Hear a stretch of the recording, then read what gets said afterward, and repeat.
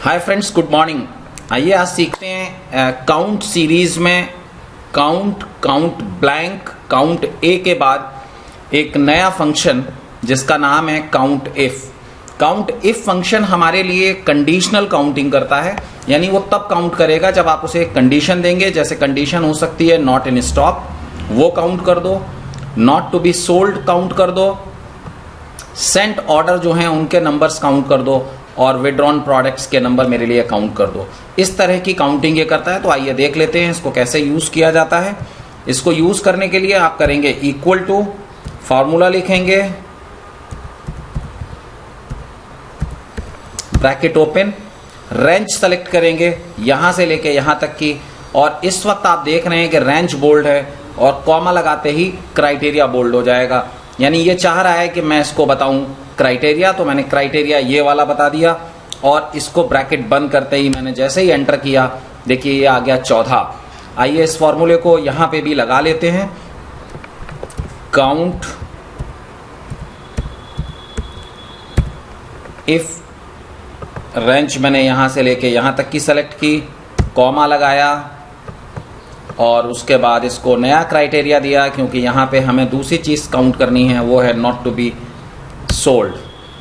ठीक इसी तरह से हम यहां पे दूसरे तरह से फॉर्मूला लगा लेते हैं, यहां से लगाएंगे और यहां पे लिखेंगे काउंट इफ, सर्च कर लेंगे, गो पे जाके काउंट इफ आया, डबल क्लिक किया, रेंज में इसको दे दूंगा यहां से लेके नीचे तक की, क्राइटेरिया मैंने इसको दे दिया सेंट ऑर्डर का। यहां पे भी इस फॉर्मूले को हम fx फंक्शन के जरिए ही लगाएंगे। रेंज एक बार मेरी फिर से वही रहेगी, और क्राइटेरिया मेरा रहेगा यहां पे आके मैं क्राइटेरिया दूंगा इसको, वो है विड्रॉन प्रोडक्ट। तो आप देखेंगे कि ये 14 नॉट इन स्टॉक है। आइए चेक कर लेते हैं। यहां आके मैंने नॉट इन स्टॉक सेलेक्ट किया, ये मैंने काउंट किया, तो मैंने देखा कि ये मेरा 14 आ रहा है।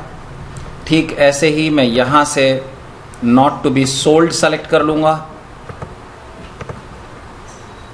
और फिर इसको सेलेक्ट करके पूरा काउंट करूंगा, तो देखिए यहां पे भी 10 आ रहा है और यहां पे भी 10 आ रहा है। ठीक ऐसे ही मैं सेंट ऑर्डर भी आपको एक बार चेक करा देता हूं। सेंट ऑर्डर है मेरा 23, यहां पे देखिए 23 आ रहा है, और मेरे इस आंसर में भी 23 ही आ रहा है। तो लाइकवाइज अगर आप देखेंगे तो ये सारे के सारे आंसर सही हैं। लेकिन अब एक चीज और देख लेते हैं जो इंपॉर्टेंट है सीखने के लिए, कि मुझे यही कमांड लगाना है 31 तारीख तक। तो क्या मैं हर बार अलग अलग लगाऊंगा? नहीं, इसको मुझे कॉपी करना होगा। जब भी मैं कॉपी करूंगा तो गौर करने वाली बात यह है कि 2 तारीख के लिए मेरी सेल रेंज ये होगी नीचे तक, 3 तारीख के लिए मेरी सेल रेंज ये होगी, लेकिन मेरा क्राइटेरिया यहीं पे लिखा हुआ है, ये चेंज नहीं होगा। इसका जो सेल एड्रेस है ये यही रहेगा, इसमें किसी तरह का चेंज नहीं होगा। तो हम क्या करेंगे, इस फॉर्मूले के अंदर क्राइटेरिया को लॉक कर देंगे। क्राइटेरिया को ऐसे करके सेलेक्ट करेंगे, फंक्शन के साथ F4 दबा देंगे। कुछ प्रोग्राम्स में सीधे F4 से भी हो जाएगा। इसको लॉक कर दीजिए। अगर आपको और भी लॉक करने में कहीं किसी तरह की दिक्कत अगर आती है, तो आप एक और तरीका कर सकते हैं। C के पहले आप डॉलर टाइप कर दीजिए, और C के बाद भी डॉलर टाइप कर दीजिए, तो भी ये लॉक हो जाएगा। ये देखिए लॉक। आप इसको फंक्शन के साथ F4 दबा के या सीधे F4 दबा के भी लॉक कर सकते हैं। अब गौरतलब बात ये चारों फॉर्मूले मैंने सेलेक्ट किए। आप देखेंगे यहां पे C2 क्राइटेरिया है। आप जैसे ही, और सेल रेंज है D, आप जैसे ही इसको इधर ड्रैग करेंगे तो आप यहां पे देखेंगे सेल रेंज E हो गया, लेकिन क्राइटेरिया C2 ही है। ठीक इसी तरह से सेलेक्ट करके आप इसको लास्ट तक लेके जा सकते हैं, 31 तारीख तक। और आप देखिए मैंने इतना बड़ा डेटाबेस लिया है, सब में आपका सिलेक्शन होके आ गया है। So this is what we call something like this. Thank you very much for this beautiful learning. I hope you enjoyed it. If you want to know something more, please do contact me.